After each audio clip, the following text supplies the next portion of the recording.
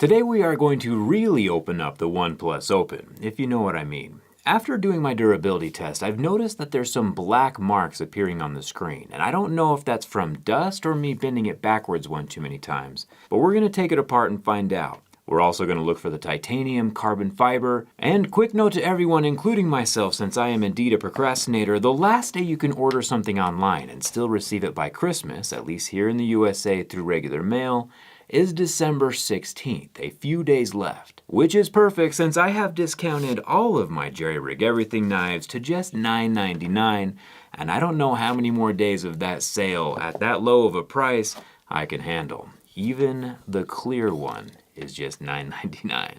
Watch out for your fingers. This public service announcement, of course, is brought by our channel sponsor, Stamps.com. Stamps.com makes shipping for small businesses incredibly fast and easy, since there's no waiting in lines. All of the shipping can happen right at home, from your own computer and your own printer. Here at JerryRig headquarters, we use recycled cardboard as packaging, as well as paper mailers. We don't use any of that plastic stuff that's going to end up in a landfill for the next 500 years. Stamps.com has massive discounts up to 89% off USPS and UPS rates, and will tell you the cheapest and fastest shipping option. And they connect seamlessly with every major marketplace and shopping cart. You can take care of orders on the go with the Stamps.com mobile app and schedule pickups right there from the online dashboard. For the past 25 years, Stamps.com has been helping people save time and money. Give your business the gift of Stamps.com this holiday season to make sure all of your mailing and shipping is covered. Sign up at Stamps.com/JerryRig for a 4-week trial, free postage, and free 5-pound digital scale. No long-term commitments or contracts, just how we like it. And I will get back to shipping these knives right after we finish the teardown. Let's get started.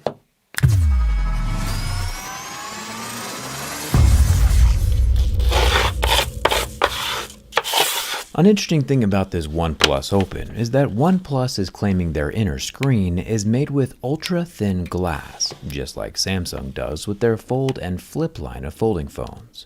Which makes me think that OnePlus is buying at least the inner folding display from Samsung, but I could be wrong. The bumpers that surround the edge of the flexible inner display are similar to what we see on other folding phones. These are very securely keeping the two halves of the soft flexible screen from touching each other as they fold shut. And with the bumpers gone, we can peel away a bit of that top clear, permanent, protective plastic layer of the screen. And as you can see, this exterior layer is most definitely not supposed to be removed. It's peeling away and tearing apart in chunks, decorticating itself from the rest of the display. But we still haven't found any glass yet. To find the glass, we have to go deeper. Turns out the flexible displays are made up of layers, like onions or ogres.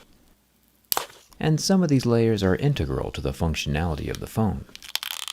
The glass layer we're looking for is actually below the top plastics but above the pixels. You can see the thin layer crack and shatter with my fingers, so that's good. We found the ultra-thin glass. And check the UTG off of our teardown bingo board. Let's go deeper and see if we can find the carbon fiber and titanium. And we don't have to go too far.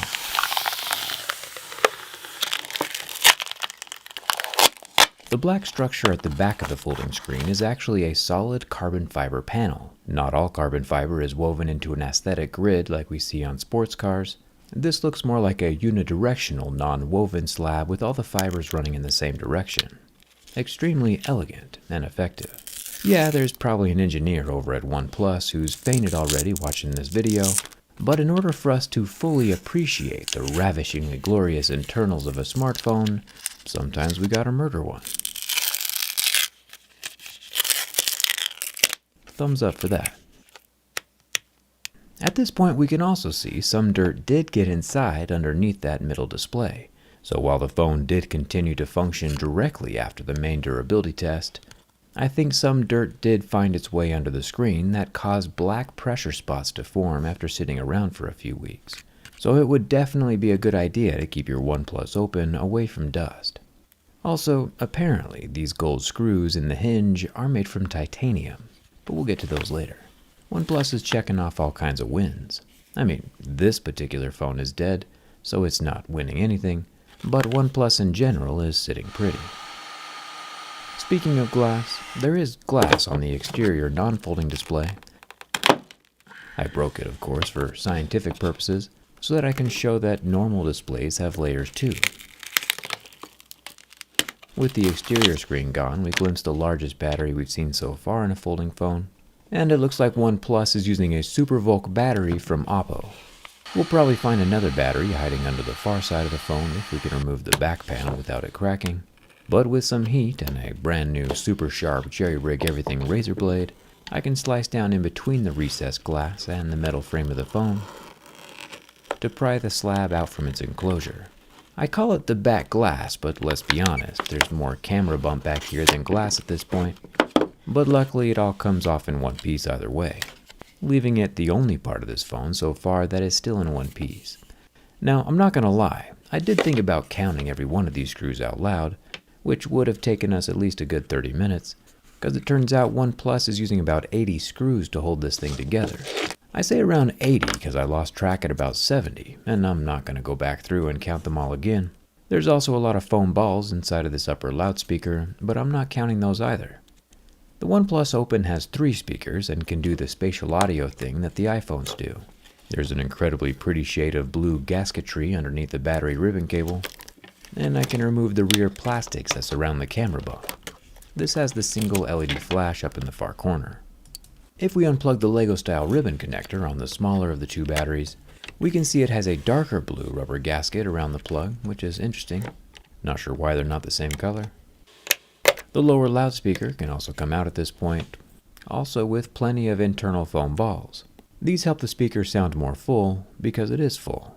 The SIM card tray comes out, if you remember it's there in the first place, and the batteries can come out at this point as well, if you douse them in alcohol first and dangerously bend and pry them out of the aluminum frame. This is incredibly dangerous and I am not a fan. Normally OnePlus has some decent pull tabs in their phones, but this time around they've gone and made things difficult. On the back of the battery it says not to puncture, crush, heat, or burn, but the way they've installed the batteries makes crushing pretty much mandatory for removal. Telling us not to do a thing while making that specific thing part of the removal process is not very nice. And OnePlus needs to bring back the pull tabs. We find a total of 4,805 mAh worth of battery capacity inside the OnePlus Open. And while the permanent batteries are indeed annoying, I do gotta say this phone looks rather good inside. Laid out incredibly well with the nice gold accented ribbon cables.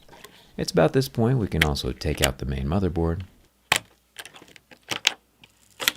leaving behind a bit of thermal paste residue where the board dissipates heat into the phone frame.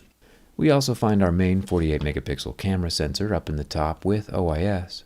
The 64 megapixel telephoto periscope camera also has internal optical image stabilization, but the bottom 48 megapixel ultra-wide camera does not have any OIS.